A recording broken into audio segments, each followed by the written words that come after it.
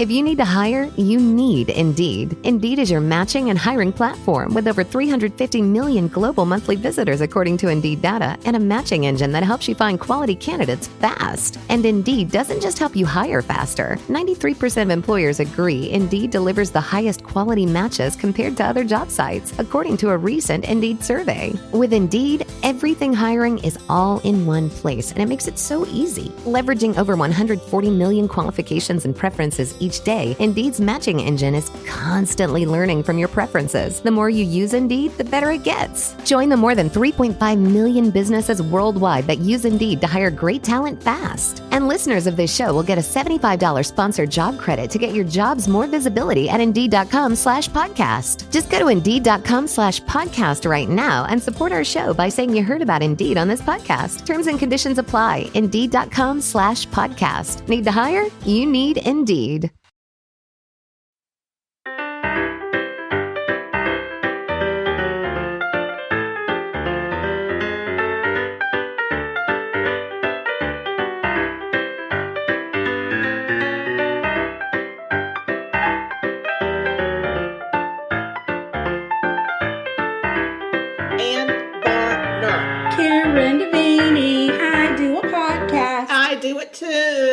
Nanny boo boo. Welcome to Sugar Coated Murder Podcast. Hello. How's it going? It's going good. We are going to talk about true crime murder, and there's baking that has been done actually, and not being done because we were working on some stuff and her baking was progressing along, and you get to talking and things start happening in the kitchen, and then bingo, bango, wingo, wango. We got honey butter rolls. Yes. Tell them what you made, Ann Varner. I made honey butter rolls. I reached out to my dear friend Sally from Sally's Baking Addiction. Hello, Sal. Via her website, sallysbakingaddiction.com. Yeah, that she sends us email from regularly. Yeah, because I was looking for a good dinner roll. And I happened upon these honey butter rolls. Oh. Well, so what happened was they got done, and we normally taste things either in the middle or at the end, but y'all, we couldn't wait. No. They were honeying and buttering all over the place. It was warm bread, and y'all wouldn't want us to be denied. Well, and not only that, but y'all couldn't do it. That's right. Don't say it, because you couldn't do it either. No. They are so delicious. Listen, they are I think everybody gets they're a little... pillows of love. They are pillows of love. Oh, sugar, that is just the sweetest. I mean, to tell you, sugar, it's so yummy. Oh, Lord. Well, listen, easy peasy. I think people get a little frightened about the whole yeast. Yeah, I am yeast averse because I get scared of the yeast. You shouldn't be scared of the yeast. I know, but it's so easy. You make yeast and look so easy. It's time consuming. Okay. That's the hardest part. Well, it takes a lot of time because... But it's not like you got to babysit it. Like, it takes time, but you can walk away. You can be a walk-away Joe. Oh, yeah. No, I started these suckers about 3:30 this afternoon. There you go. You know, we're late in the evening. Oh, it's late. I got to go. The sun's going down on the coconut tree. It's my bedtime. I know. She got the sundown syndrome going. We got to speed it up. We got to hurry. Anyway, you make up the dough. It rises for a couple hours. You punch it down. And you make it into rolls, and it rises for an hour, and then you cook it for 18. I did 19 minutes. It came out perfect. I knocked on it like Paul Hollywood does. Well, let me see Paul Hollywood. And sure enough, it was hollow. He's the bread king. The bread king. King of all bread. Yes. So that's what I did. And now we're eating it because we didn't eat dinner, and we're hungry. We're hungry, and it smells delightful. Whatever. It's so good, y'all. And just so we can keep the format, we'll taste them again at the end. Not a problem. So you had something you wanted to talk about. I have a couple of things. Some not housekeeping, but some... What kind of housekeeping? All right. I mean, it's just some stuff. Housekeeping. Knock, knock. Okay. You all know that we like to talk about missing persons cases. We actually have started an initiative in South Carolina, and we have a new Facebook page that we're sponsoring called South Carolina Missing Persons Awareness Project. And we actually are going to start a petition as soon as I get the petition started. And we're going to send it to the governor of our state in South Carolina and ask him to proclaim the month of February as Missing Persons Awareness Month. Now, you might be saying, why February? Well, because there is a National Missing Persons Day in February already, so it would encompass that. That's right. So, we have currently over 226 open missing person cases in the state of South Carolina. That's just that sad. number, it is sad, but that number represents families, friends, co-workers that are broken. There's Right. a missing piece. Yeah. And they are searching for answers. So we've decided we're going to highlight a missing person case every week, and it's my turn. So this week, I'm going to talk to you about Jackson Garcia. He goes by the name Brent. Okay. From Sumter, South Carolina. Brent is 18 years old. He has brown eyes, brown hair. He's 5 feet, 11 inches, and 170 pounds. He was last seen on December 26, 2020, at a relative's home on Ithaca Drive in Sumter. Brent does have a history of mental illness with anxiety and depression. He does not have his medication with him. He has been known to visit the 15 South and Cherryvale areas of Sumter. Any information at all, please call the Sumter Sheriff's Office at 803-436-2000 or Crime Stoppers at 1-888-CRIME-SC. You can also go to p3tips.com and give an anonymous tip if you know anything. There is currently a $5,000 reward being offered for any information that leads to them finding him. He was last seen wearing light gray sweatpants, black and white sneakers, and a dark colored jacket. His family fears that Brent is in danger. So, if anybody knows anything, if anybody has a relative or a friend that lives in the Sumter area, please pass this along. We're going to post it on, of course, all of our social media. We got to get the word out there because he's got a mama, and his mama has not heard from him or seen him since Christmas Day. And my heart breaks for her. So we got to get the word out. And I know y'all are going to stand behind us and help us with this. So we appreciate it. All right. Thank you my for bringing that heavens. to our attention. You're welcome. Hopefully. Prayers Yeah, to his many family prayers. and to him. So then I want to tell you about what the Plum Deluxe Tea of the Month is. Because I'm in the Tea of the Month Club. Yes. And I just want to let you know that I got mine this week. And I'm so excited to tell you about Fresh Squeeze. And it is, they call it the tea to drink between spring and summer. Oh. Yes. So it is a blend of citrus flavors, primarily grapefruit, orange, tangerine. And it says it's got lots of zip and zing for your cuppa. I like a zip-a-zing. I know. It also has Earl Grey bergamot. I think is how you say bergamot, and orange. So it's I got to tell you, it's a very bright tea. It is so good and refreshing. It's good over ice. It's good hot. Either way. And they actually say that you could pair it with some sangria infusions, which sound delightful to me as well. Well, next time you come to my apartment, you need to bring sangria. Sangria with our tea, with our tea fresh of the month. squeezed That's tea. right. So anyway, it's very yummy tea. I hope that you all will go on Plum Deluxe, use our affiliate link that's in our link tree. Order some. You don't have to, just try it first before you get into the tea of the month. But I'm going to tell you, you will never go back to store-bought tea, ever. Mm-mm. This tea is exceptional. So, and we want y'all to drink it with We us. do drink so it get because you some. we're tea ambassadors. We're tea ambassadors, and we just What? want to pass all the tea love. Yeah, we don't want to hoard it. No, we're not tea hoarders. Mm-mm. So, all right. Well, I think that's all the what was I saying? What did I? You called it housekeeping. Housekeeping. I just about said kitchenwares. No. That's not the word. No, that's not kitchenwares. It's not No. magnets. No. So, what I do have is a murder. Dun, dun, dun. This is crazy. This murder. This here murder is done. It's plumb crazy. It's out of Dallas, Texas. I'm gonna tell you about it. Which is funny, because I thought you told me it was out of North Carolina. Nope. That's not what I told you. I gotta start reading my text. You're going to need to start reading your text to seize. Yeah. Anywho. My next murder is in North Carolina. Yeah. All right. Okay. Kendra K. Hatcher. She was born February of 1980 in Illinois. She had 3 sisters, 5 nieces and nephews, and she was a pediatric dentist in Dallas, Texas. Oh no. I'm so sorry I dropped something. Lord of mercy. Right Sugar has done dropped in something and it knocked into something else and that dropped it. It was not my basket though. I still have you still got your basket. Faculties. You still got all your marbles? All the marbles. In your basket. Yes. Good. That's good to know. Sorry. All right. Sorry, my goodness.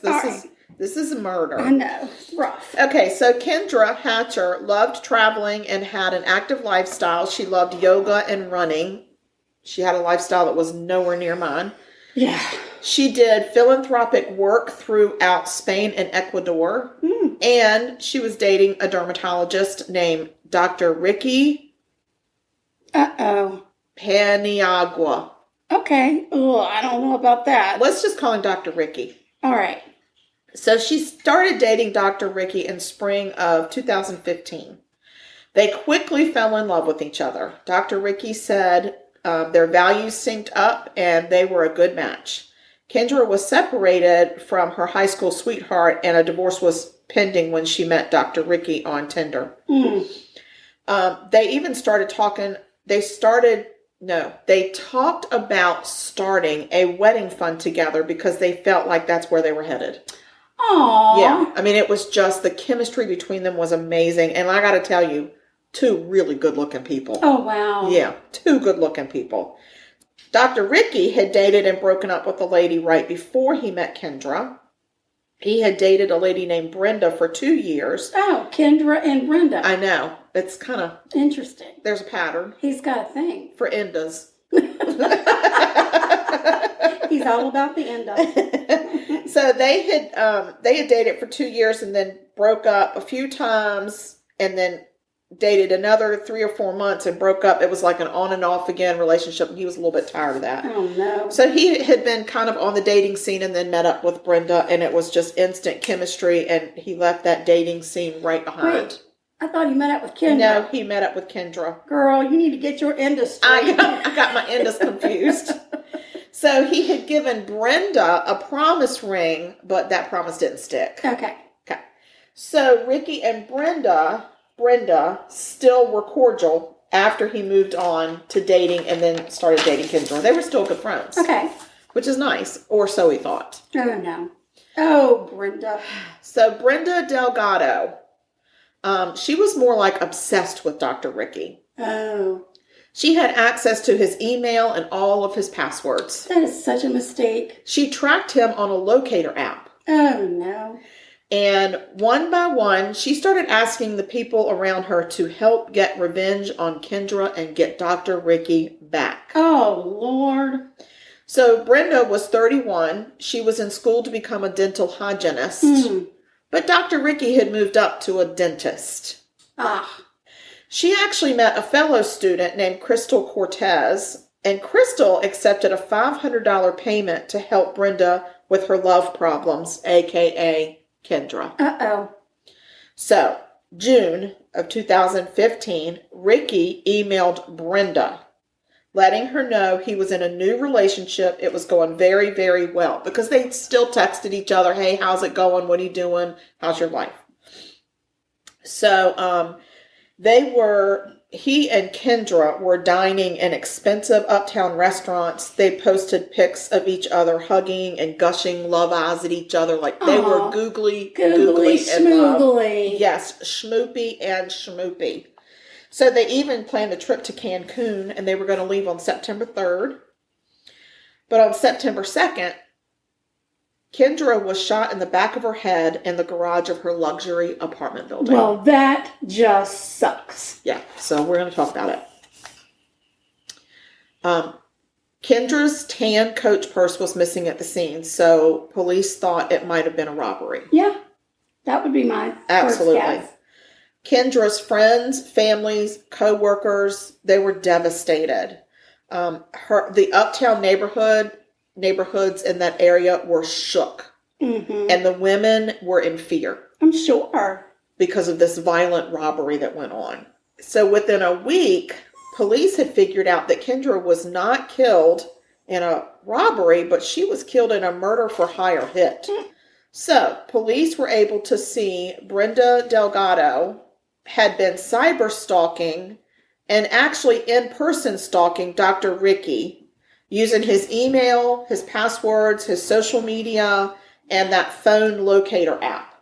If I was dating somebody and I had the app, I would make sure the app was deleted, that I deleted it from my phone. Yeah. Because if I Ricky wasn't paying attention. No. So, Ricky. But then Brenda goes missing. Oh. So then the FBI put her on the 10 most wanted list and offered a $100,000 reward for any tips that would lead to finding Brenda. $100,000? Wow. $100,000. She was only the 9th woman to ever make the list of the FBI's 10 most wanted. Wow. Look at her. That's a lot of dollars. Making names for herself. So she was listed as desperate and dangerous. Oh, God. Yeah. But Brenda's family said, no way. No way Brenda didn't do this. They said Brenda was kind and generous, and she never showed one sign of jealousy. Ever. She had no history of mental illness or violence. They said, you got the wrong person. This is that, and we're worried about where is she? Right. Where is she? So even Dr. Ricky was hesitant to buy into the story of Brenda hiring a person to kill his girlfriend. Right. Like, he was like, this is not the Brenda that I know. Like, we're friends. Right. He told investigators that he and Brenda had remained close friends and checked in on each other on a regular basis. Even after Kendra's murder, he texted Brenda to tell her what happened, and she offered to bring over groceries for him or whatever he needed. Of course she did. Precious, sweet lady. Dr. Ricky told police he was baffled that they thought Brenda had anything to do with this. But as police Come talked off to the him, anesthesia, Dr. Ricky. Yeah. So as police talked to him, things started falling into focus for Ricky.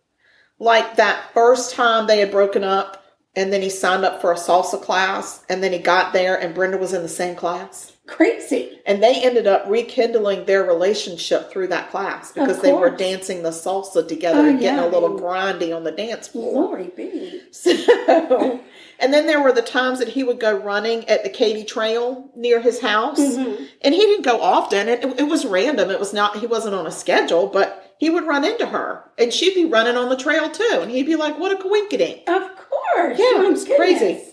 And then that one time that she showed up at the Panera as he was heading out with a nurse that he had dated a couple of times.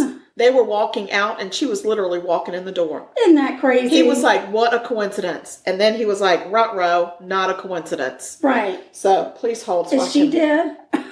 That nurse? Bless her heart. She dodged a bullet. He never realized that she was still using his passwords and tracking his locations. And he didn't realize that she had a key to his apartment. Oh, my word. So, little Brenda had set up a full-on spy operation. She even had screenshots on her phone of the airline reservations to Cancun. Oh, my gosh. And she had screenshots from Kendra's Facebook account of Ricky and Kendra's dates and trips. Yes. And unfortunately, Kendra had an open Facebook account. She had no security on it at all. So it was very easy for Brenda to stalk Kendra. And that's a no-no. No, you gotta put security. You gotta lock it down. Lock it down. You don't know who's out there looking at your stuff. And you just don't need that. So Brenda's roommate, Jennifer, said that Brenda had offered to buy her drugs or a car if she would help Brenda get revenge. Yeah. How does that conversation come up? Over maybe some sangria? Girl. Maybe some dinner rolls. Or I'll buy you a car. Mm-hmm. I just need revenge. So there was a school friend that took Brenda out to dinner, and he said she obsessively talked about the couple the entire time and ended up asking him before the end of dinner if he knew anyone she could pay to hurt someone. And he said, girl, you need to let it go. Yeah. Whatever is in your head, let it go. Then when Brenda asked her roommate Jennifer if she would be willing to stab Kendra in the back of her neck with a drug-filled hypodermic needle, Jennifer moved out. She said, I am out of here. I got to go. I got to go. And I'm going to back out. I'm not turning my back on you. Oh, no. Like, she really has a specific way she wants this woman to die. Now, if I give you a hypodermic Full of some stuff. stuff. Can you get close enough and just push that in the back of this girl's neck and plunge? Yeah. I buy you a car. Or drugs. Drugs. Whatever. I give you drugs. Drugs or a car. Whatever. Yeah, or if you want half drugs, half car. We can go that route too. Whatever you need. However you need to split it up. Can you get it done? Yeah. No, I'll be moving out. So when Jennifer moved out, she heard that Brenda had approached one of Jennifer's friends. Oh. That friend was Crystal Cortez. Oh, Crystal Cortez. She was living with her young son. And she did it for $500? She said I'm not done. Okay. She accepted a payment of $500 to help with the problem. Okay. Okay. But I'm just saying, she offered drugs or a car to Jennifer. Well, I guess Crystal sold herself short. I guess so. So she was living with her grandmother and her young son, and she was financially struggling. Brenda had met Crystal when Jennifer had her and her son over to swim at the apartment swimming pool. Mm. So then Brenda started courting or grooming Crystal and having her over for nice dinners. And they spent all this time in Brenda's really nice apartment. And then she started filling Crystal's head with how mean and neglectful Ricky had become, but blamed it all on Kendra. Mm. So that's why Crystal felt compelled to help Brenda. And at that point, $500 to Crystal was a lot of money. Right. Because she was really struggling. And I feel like Brenda took advantage of that. Really, though? Really? Do you think, really, Crystal? Really, $500? What price would I accept? Like, what payment would I accept to kill a lady? I'm going to need more than $500. But I'm going to need enough to get me. She's in a situation where she's desperate for money. But in no scenario in your brain, I don't think Crystal thought it was something you could negotiate. Like, I don't think she ever took any negotiation classes. Right. In her dental hygienist classes. Right. So she was just like, $500, I need $500. Okay, I'll do it. So Lord have mercy. Right. So for several days, Brenda and Crystal tailed Kendra throughout Dallas in Brenda's Lexus. Brenda even had bought night vision binoculars. Oh my God.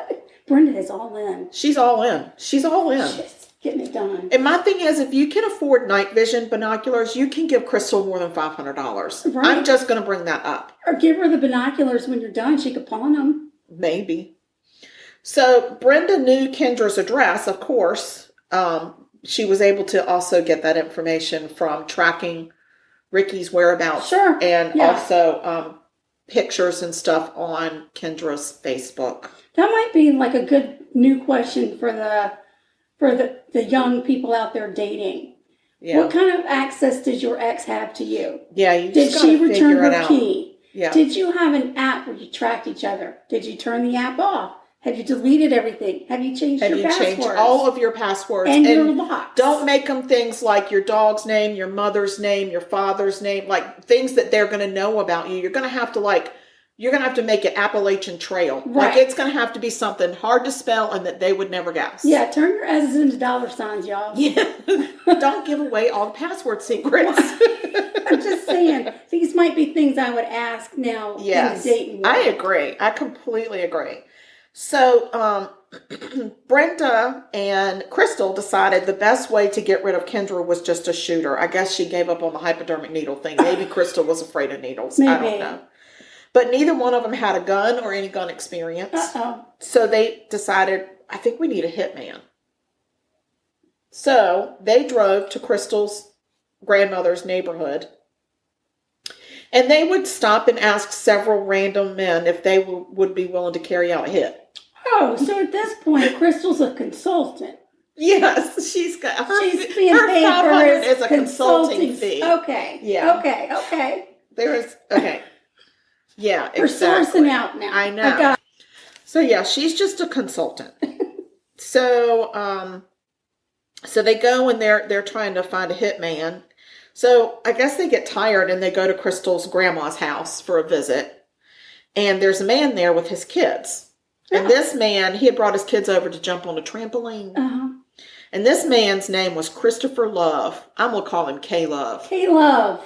He was a local marijuana dealer. Uh-huh. So with his colorful criminal background and his need to fund, so he needed some startup funds for a prostitution ring he was trying to start. Oh. Yeah. It was like a GoFundMe. And the marijuana sales weren't. It just wasn't it. quick enough for him. Plus, and this was all the way back in 2015, yeah, right? Yeah. So it hadn't really hit like it's hit now. Right, exactly. So, and then he was the perfect guy for the job, and he already had his own gun. Well, there you so, go. This is a match made in heaven. He needs some startup cash for his business. For his prostitution and he's ring. got some experience. He's got with criminal experience. Yes. Yeah. And perfect. he's got a gun. Well, Crystal has earned that money. Oh, she's going to keep earning. So, in a borrowed black Jeep on September 2nd, Crystal dropped Brenda off at the library so that she could study for her hygienist finals with a classmate. Well, yeah. She's got to study for finals. I mean, life is going to go on. I still got to get my degree. Yeah. And not only that, this is the perfect alibi for Brenda. Yeah. And then she goes and picks up K-Love, and they go to Kendra's work because they know where she works, and they wait.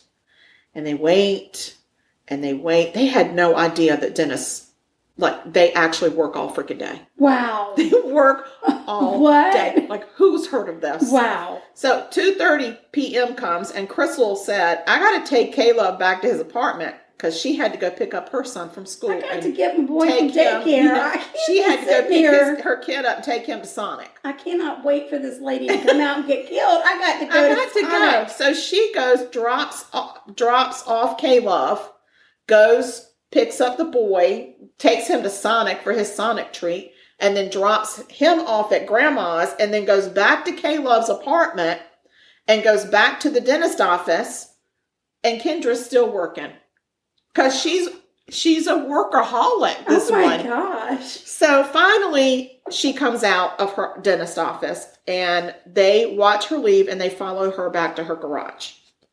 So she gets out of her Camry, and K-Love sneaks up behind Kendra and shoots her in the back of the head. Well, damn. And then he grabs her Coach purse and jumped back into the Jeep. She took the purse. He did. He did. K-Love. So Crystal squeals tires out of the garage, passing Kendra laying face up on the garage door, the garage floor. I was going to say, that is amazing. How did that happen? No, she blew it right up onto the door. No, she was on the garage floor. So at this point, Brenda had gone to Chili's. She got done studying, got a ride to Chili's, and she met Jose. Going to get me a margarita. She got to go get some baby back ribs. Is that where you get those? I don't know. Chili's baby back ribs. I don't know. I think that's what it is. I'm sure it is. I want my baby back. Chili's. I'm sure of it. I think that's what she was getting. I'm going to take your word. Oh, I can't see because I cried. So, okay. So, she's there with Jose. So, Jose happens to be the owner of the borrowed Jeep. Oh, so Jose's like, girl, where my Jeep? So she and Jose have dinner and then go back to his place. Oh. And then Crystal shows up and swapped vehicles. Okay. So then Brenda is so happy because she takes Kendra's purse and puts it on her shoulder like it's her prize. Oh, she is so proud of this Coach purse. She is flitting around like it's some kind of a prize. She didn't give it to Crystal? No. She took the damn thing. Selfish. So, well, in the garage where all this happened, there was a camera. Oh, God. And the camera captured a picture of a certain black Jeep driven by a certain woman. Oh. Squealing tires Lord, right after the crime. Mm. So the police go and release that picture to the public. Well, Jose sees a picture of his Jeep on the TV, and he's like, I didn't do it. What the hell? I didn't do it. So he calls Brenda, and he says, Brenda, WTF. I was at Chili's eating my baby backs. Yeah. So she said, oh, Crystal drove it all day. And she has a drug problem. She probably was just there to buy some drugs. That makes sense. So she said, let me just make this suggestion. Repaint your Jeep and never speak of this again. Oh, that makes sense. I'm sure Jose was like, all right, I'll feel you. Jose hung up and called the cops. Yeah. He was like, hello, police. There is a bit of a problem. Oh, gosh. So the police go and pick up Brenda. She immediately tries to cozy up with the cop over being Christians. They're both Christians. Oh, yeah. He had some kind of a band on his arm that said something about Christians or something. And she was like, I'm a Christian too. But she's getting all like cozy with him. Yeah. And he's like, really? Because I'm here to talk about a murder. Oh, crazy. So he starts talking to her. And then she says, well, my friend Crystal was driving some Jeep around. She gave me a ride to the library. She was like, but I don't know what you're talking about. Here's my receipt where I was at Chili's. And you can call my friend. I was at the library studying with my friend. She was like, I don't know what's going on with Crystal. She's got a drug problem. Right. That Crystal. Yeah. So she had an airtight alibi. So they go talk to Crystal. Crystal says this man named Lamar. Lamar? What? He was armed and held her at gunpoint and made her drive to the garage where he killed some strange lady and then made her drive away. Lamar? Lamar did. All right. Yes. So they arrested Crystal because she put herself at the scene. Yeah. But they had to let Brenda go. Well, yeah, she had a receipt. She got her receipts, girl. She brought them receipts. So through phone there records. ain't anything in the world that makes the police more suspicious than a freaking receipt. They're like, oh, you just happen to have this on you when we asked you for it? They'd say, oh, no. Yeah. So through phone records, they were able to pair Crystal and Kay Love. Okay. All right. So they went and searched Kay Love's house and car and found the murder weapon. Oh, no. Inspector Trousseau. Yes. And we have found the weapon. We have found the weapon. It's in Kay Love's car in his glove box. So they arrested him. Did he? What? Just going to stick this right in here. Well, that's where he kept it. Nobody will know. Who's going to look for me? So when they're ready to, finally they arrest him, and then they decide they got to go. They feel like they need to talk to Brenda again. Really? So Brenda with the receipt for the exact and that's time. when Brenda went missing. Oh, right. She was missing. Yeah, she's missing. And by now the FBI is involved, and the FBI puts her on the 10 most wanted list. So her family just happened to have a home in Mexico. And she just happened to be vacationing there. So the Mexican police and the FBI team up and they find her. So, but Brenda was born in Mexico. Oh. She had dual citizenship. Ah. Mexico, they don't like the death penalty. No. So they make the United States promise that they will not pursue the death penalty in her case. That's the only way they will extradite her to the America. To the Northern America. That's no problem. So they said, that's fine. That's fine. So investigators go to Crystal and offer her a deal. Okay. So she ends up testifying against Brenda, and she was able to bridge the connection between Brenda and Kay Love. Like, how do they know each other? Right. Because up until then, they couldn't figure it out. What happened? So, okay, so Kay Love goes to trial first. Crystal also testified against him in his trial. Yeah, because she's no fool. Yeah. So he's found guilty and given the death penalty. And he is the one that pulled the trigger. The death penalty by lethal injection.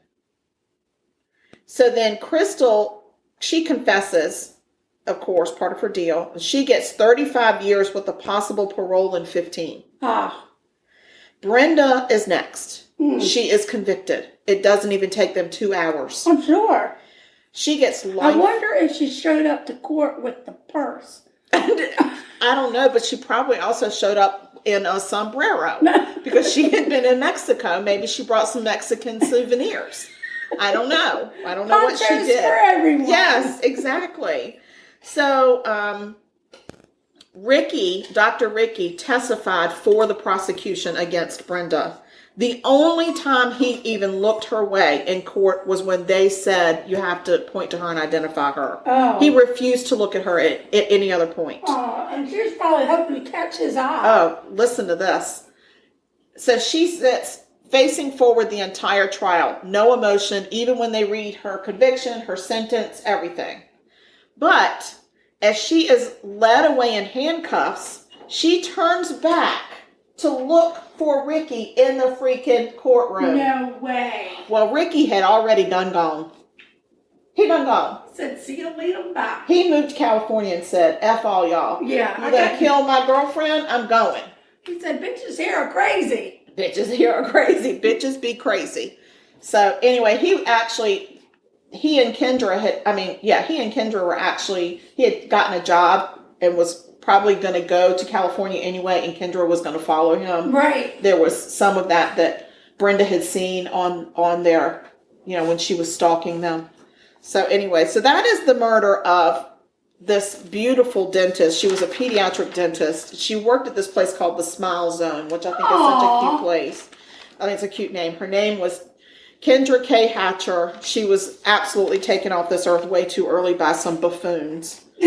So, yeah. And I will tell you that my sources, I had a lot of sources. I used the Texas Monthly Magazine, the Cinemaholic.com, Kendra's Obituary, FBI.gov, the DallasNews.com, and the DailyMirror.com. So there were lots and lots of stories about this. I think either 2020 or 48 Hours or somebody also did a show on it, but I didn't see that show. I don't even know how I found this. Oh, I know how I found this. OMG. Oh my gosh, you gotta tell. I found this because one of the hairdressers at the hair salon that I was at a couple weeks ago told me about this murder. Because that Brenda Delgado is a very distant cousin of somebody that she's related to. No way. How crazy is that? She got a killer in her family. She got a killer amongst them. Wow. Yep. So anywho, that's the story. That's amazing. My story, and I'm sticking to it. All right. So do we need to take a pause so that your dog can have therapy? Yes. Okay. Maybe I'll play some relaxing therapy music for him. Please hold. Okay, we're back. But I got to tell you, there's not enough therapy in the world for your dog. No, he's just all to pieces tonight, guys. I don't know. I just don't know. Please send Trout peace and love through the intranet waves. Yeah. Because God knows we all need them. Yeah.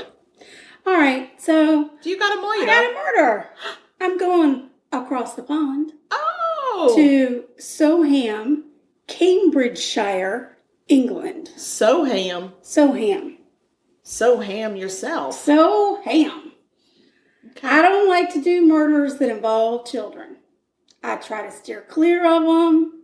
But this one But I came across this one, and the way they were able to solve the case fascinated me so. I cannot wait. I felt that I needed to share. I love this kind. This is the horrific story of 10-year-old friends Jessica Chapman and Holly Wells. But you had to start with horrific.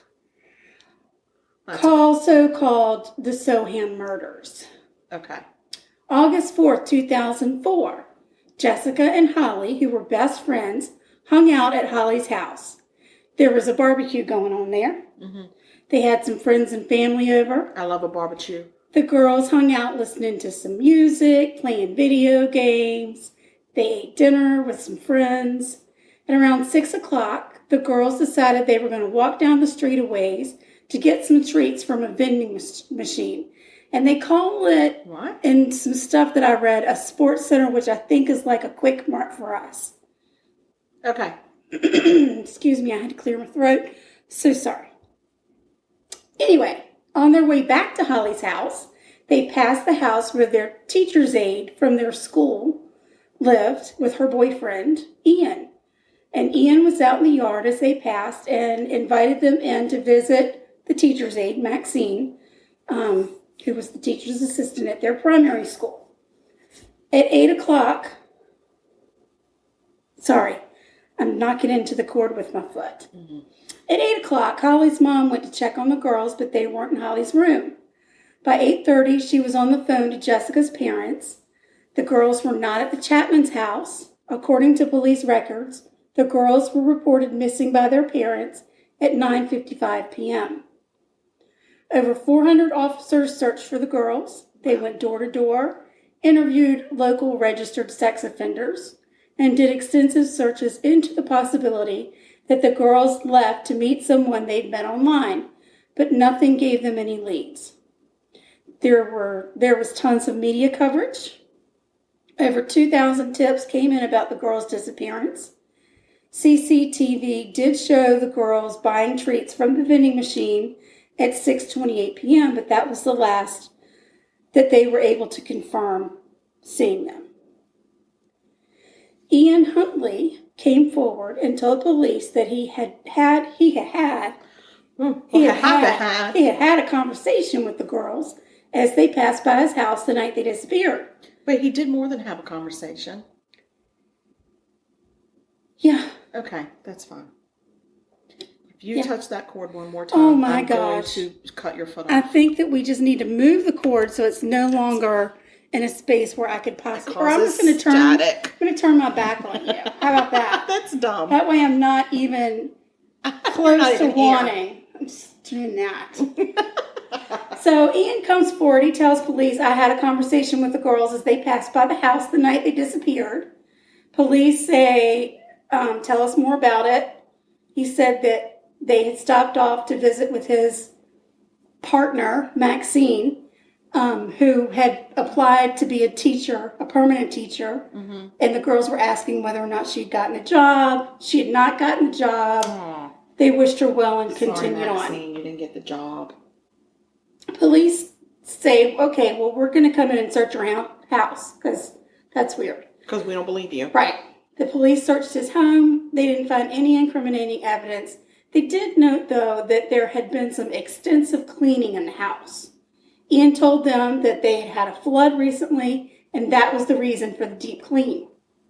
Police were very suspicious of Ian, but had nothing they could ring him in for. They did take DNA samples from him, just in case. Good for them. Good. So they check his alibi, Maxine, and she backs up Ian's story. The police did find it a little odd that when she spoke about the girls, she talked about them in the past tense. Uh-oh. That's not good, guys. That's not good. That's a red flag. That's a huge red flag. That's a red banner. Red flag. As weeks passed, police noticed that Ian seemed out of sorts.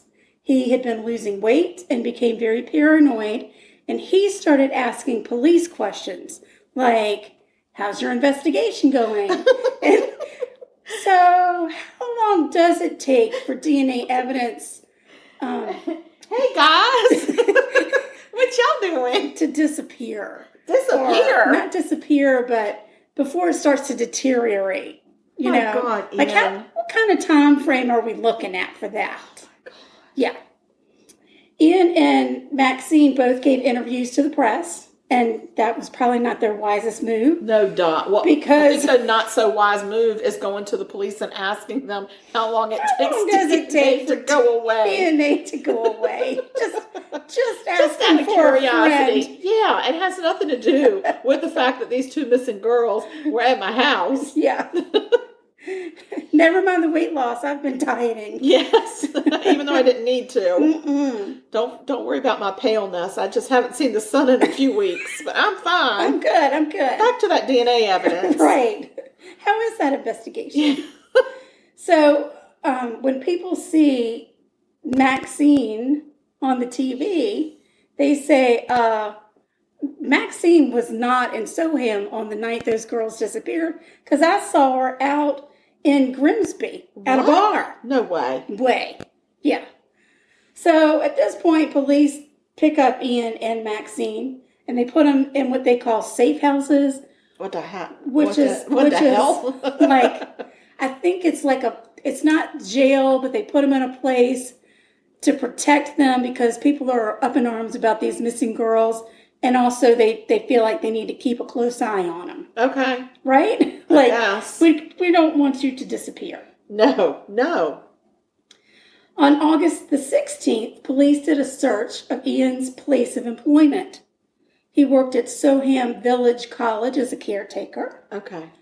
They found shirts that belonged to the missing girls. Nuh-uh. The night they disappeared, they were wearing soccer jerseys for the Manchester United soccer team. Yeah, big, huge national soccer team there. I think that's huge. The one old David Beckham is part of. Yeah. I can't whistle, but y'all get what I'm saying. I don't know if y'all picked that up or not. That was a whistle. Woo! Woo! That's all. So they had been wearing those jerseys the night they disappeared, and they found them. The shirts had been cut and partially burned. What? The bin was dusted for fingerprints, and sample fibers were taken from the shirts. Things do not sound good for these girls. Police searched Ian's car on August the 17th and found that the rear seat cover was missing, and the covering from the trunk had been removed and replaced with carpet. The car, like the house, had been cleaned extensively. Oh my God. Samples of dust were taken from around the pedals and the wheel arches of the car. Oh, so they could figure out where he'd been. Yeah. That same day, both Ian and Maxine are arrested on the suspicion of abduction. But the police told the media they believed they were conducting a murder investigation. Right. Ian refused to answer questions and tried to pretend that he was mentally ill by drooling during the police interview. No way. No, come on, Ian. You are a doofus. Yeah. What a dummy. Yeah. Like, what? How? How dumb does he think the police are? Right. I'm just going to sit here and drool. Like, he's been perfectly fine asking, let's talk about the DNA evidence. Oh my God. What an Now oath. he's drooling, right. On the other hand, they start talking to Maxine, and she immediately confesses, I lied. No shit, Maxine. She says, I lied about where I was. Because Drooly McDrooly over there, I cannot put any faith in him whatsoever at this point. I got to just protect myself. She said Ian told her that the girls had come into their house that night because one of them had a nosebleed, and he was trying to help her get it stopped. He said he needed for Maxine to be his alibi because he had previously been accused of rape, and that caused him to have a nervous breakdown. So he couldn't go through another investigation. He needed for her to lie, and she said, okay. Maxine.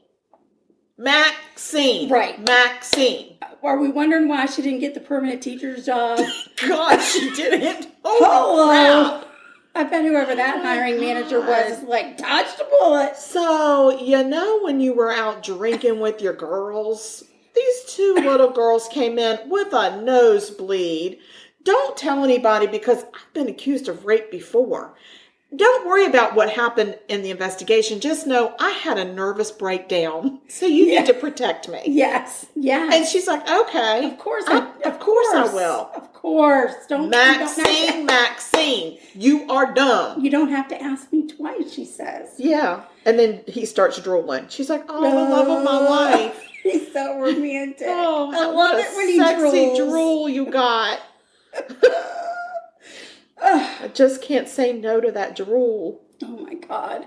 At around 12:30 on August the 17th, which is the same day those two yahoos were arrested, 10 miles outside of Soham in Suffolk, a gamekeeper was out with two friends checking a pheasant pen. Oh. I don't know about the gamekeepers and the pens and whatnot. Okay, I got it. Like game is in animals. All right, but why are there pheasant pens out in the middle he probably does pheasant hunts. So he raises pheasants as game and then releases them and then they go hunt. Well, that's just not nice. Well, I'm just saying that's what they do. Okay. I'm not trying to pass no judgment. Well, this gamekeeper was out checking on his pheasants and he smelled something weird. And it wasn't just pheasant poop? And he said, that doesn't smell like anything I've smelled before. I think I'm going to go check it out. Because that's what anybody would do, right? I'd be like, that don't smells smell something weird. That don't smell right. I'm going. Yeah, I'm out. Check y'all. Somebody might want to check on that, but I'm out of here. Hey, guys, that don't smell real good. So he walks through some overgrown brush just off of a partially paved road.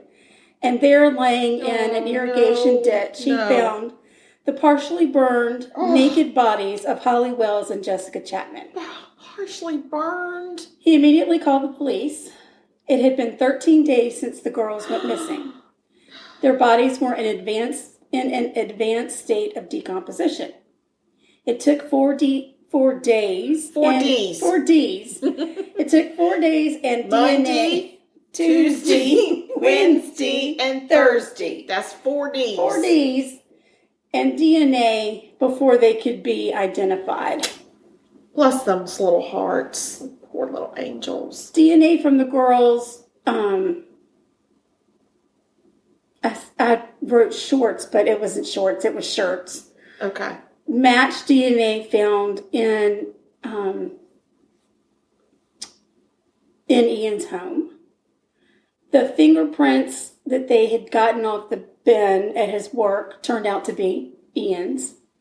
And the dust they collected from the car pedals and the wheel arches matched exactly to dust from the pavement where the girls' bodies were found. How brilliant that they did that. I know. How brilliant. It's going to get even more brilliant. Really? It is. Because I'm good right there. I'm good. The brilliance level is at an all-time high right now. Yeah. They suspect, I don't even know, I must have been drunk typing this because I wrote they suspect both girls died. I mean, you could have been drunk typing, girl. I might have. But died from asphyxiation, but because of how badly decomposed the bodies are, they couldn't be 100% sure. Police are certain that the girls were not killed where their bodies were found. And here is the evidence that got me really interested in this case. Okay. They called in a forensic botanist / ecologist named Patricia Wiltshire. First off, hello, I would like to be a forensic botanist. Well, you have to be a botanist first. Well, that sucks. That really sucks. Which means a lot of science classes.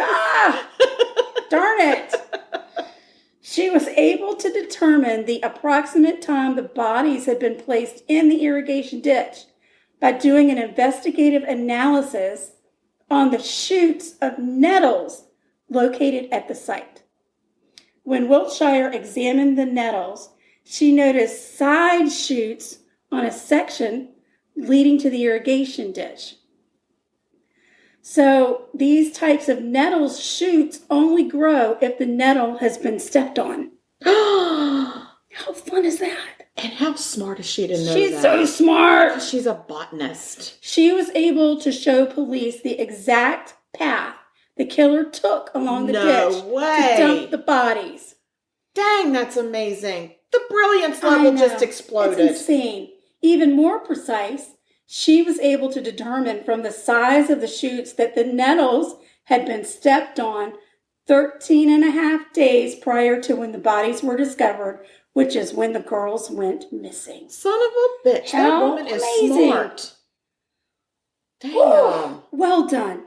Well done, Wiltshire. I'm telling you. Or Shire. I don't know. Whatever. As if that wasn't enough. She was also able to determine that pollen found on Ian's shoes and in his car was an exact match to the pollen found at the irrigation ditch. This woman is... Bam!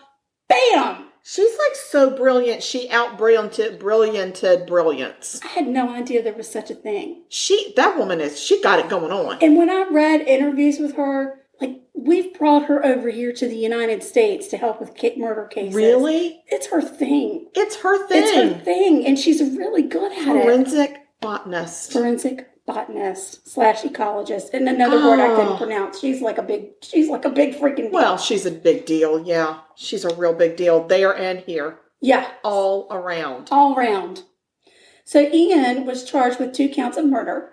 And Maxine was charged with 2 counts of assisting an offender and attempting to pervert the course of justice. Don't pervert. She was perverted.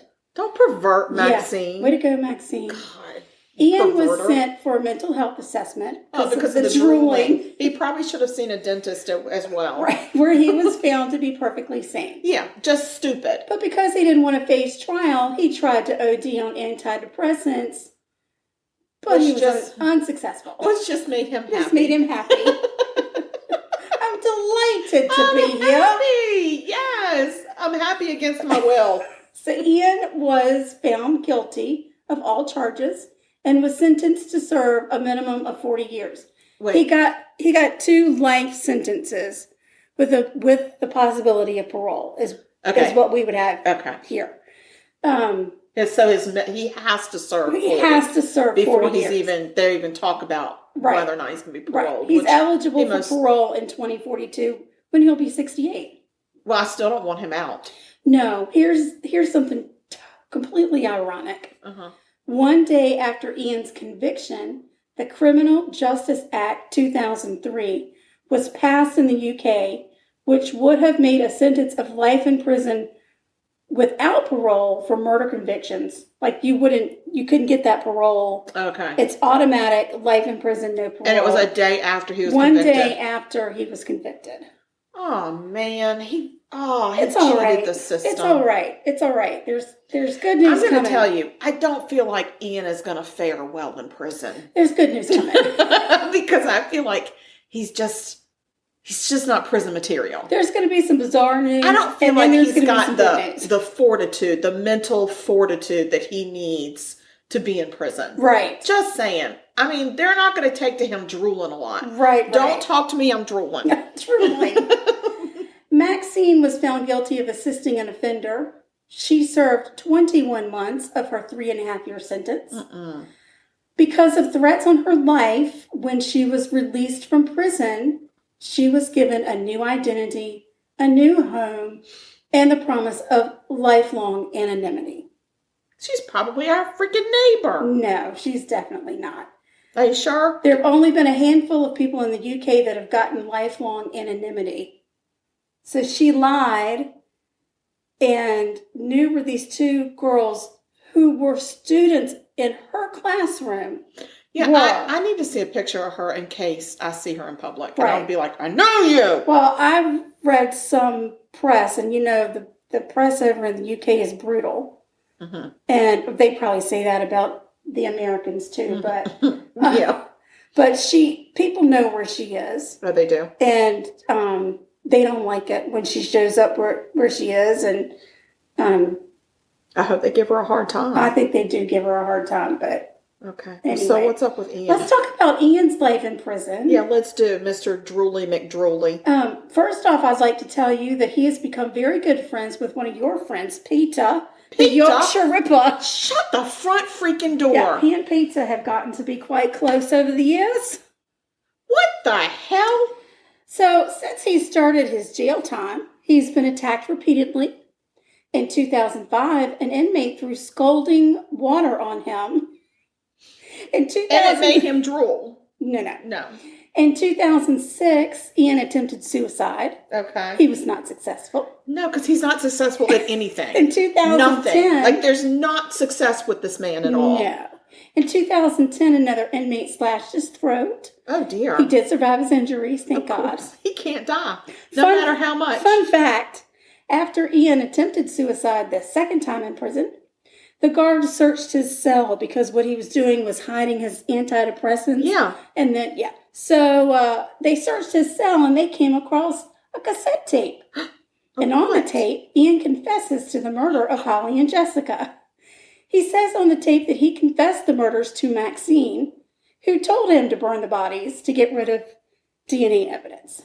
He said that he wanted to confess to the police, but Maxine didn't want to risk losing her teaching job. Maxine! Bully for you, Maxine. Oh, my God.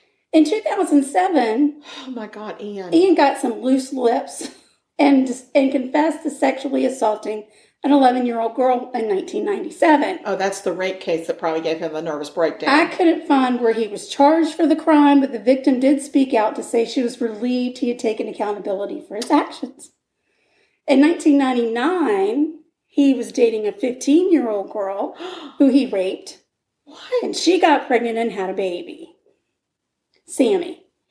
And Sammy and her mom live in England, and Sammy found out when she was 18 that her dad was a murderer. Rapist, murderer, buffoon, jeweler. But hopefully she's able to just put that out, and that's not on her. That's not on her. That's not on her. So there you go. That's the Soham murders. My God, I can't believe he's friends with the Ripper. He's Peter. The Yorkshire Ripper. Leave him alone, Peter. We'll kill him. Yeah. Could you kill him, Peter? You know how to do it. All of a sudden, you're not going to kill anymore? Yeah, all of a sudden. Listen, go ahead, slash his genitals like you like to do. Let's do it. Just slash him up. What's the matter with him? I don't know. All of a sudden. I just heard on another podcast that they've come up with more victims for the Ripper. Oh. And one of them was a man. He didn't slash at his genitals, but he did, he liked to hit him over the head with a pipe. Yeah, he did. And there was a man that was hit over the pipe, and they think it was him. And they've got there's 4 more hope deaths that they don't have DNA evidence, but the style of the murder, they feel like it was Peter. Peter, I'm just going to put it out there. Ripper. They do have pipes in jail. Yeah, and you can get a shank. Yeah, you can make a shank out of a toothbrush. That's how Ian's throat got splashed. It was a shank.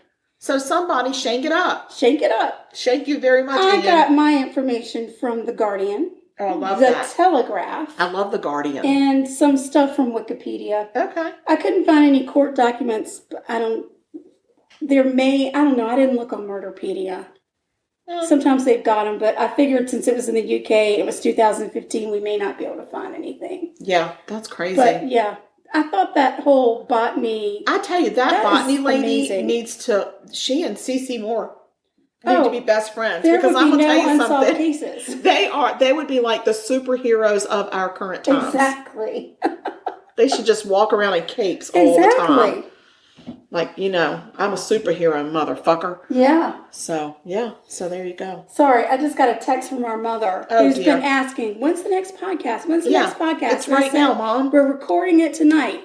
I got a text from her saying, are you watching the game? Because she and I like to watch the Washington Nationals play baseball. And they are playing right now. They are playing right now. Your DOG is in the chair watching. Thank goodness. I see they're ahead by 1 point, which means absolutely nothing. That'd be 1 run.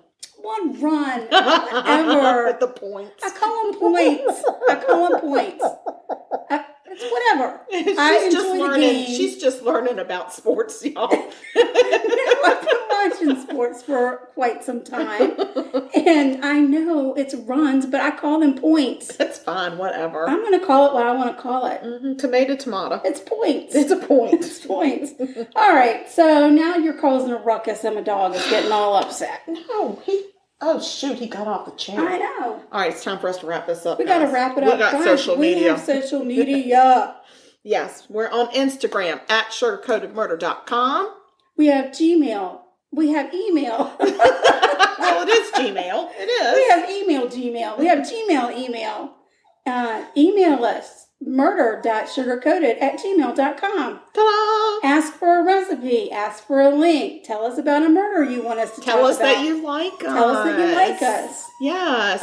We have a link tree. That link tree is the most fabulous little thing in the entire world. Yes, because you can buy our merch. You can buy us a coffee. You can listen to the podcast. You got it all right there. You just got it all. There are no excuses on that link tree. No. Mm-hmm. You've got the link to our, so that if you want to buy tea, you click the link and then you buy your tea and we get a little credit for that. Yeah. And then there's the link to the Oracle Network that we're on now, because we're on Oracle, and we got a lot of podcast friends on Oracle. So yeah. Yeah, it's a whole community we've got going. It's crazy. And I love them. I love them all. Love them. We love them. I don't know how they feel about us, but I'm not asking. We've got some good projects in the work. We've got some ways that you're going to be able to find us real soon. That's right. By asking Alexa some things. Shh. She's sleeping. So, yeah, we got some projects coming up. And we also, don't forget, if you all can look on Facebook and find our South Carolina Missing Persons Awareness Project page, and also on Instagram, we have a page that's South Carolina Missing Persons Project. No, it's not project. It's just awareness, because I couldn't fit project. Right. Because they capped it. So if you can follow that page, that'd be great, and show us some love. We'd really appreciate it. So, oh my God. If you want to buy us a cup, buy a cup of coffee, buy a coffee. What's it called? Buy us a coffee. Yeah. Jeez, so that we can get some liquor to go in our coffee to deal with my dog. And maybe give the dog some liquor. I don't know what to give him anymore. Yeah. We need to start a peanut butter fund for a peanut butter fund. Yes. So buy us a coffee and we'll buy some peanut butter That's for right. That's right. So guys, y'all stay sweet and don't murder. Because if you kill people, we will talk about you. Yeah, we will. And we'll call you things like Drooly McDrooly and Dumbass. All right, y'all. We love you. Bye.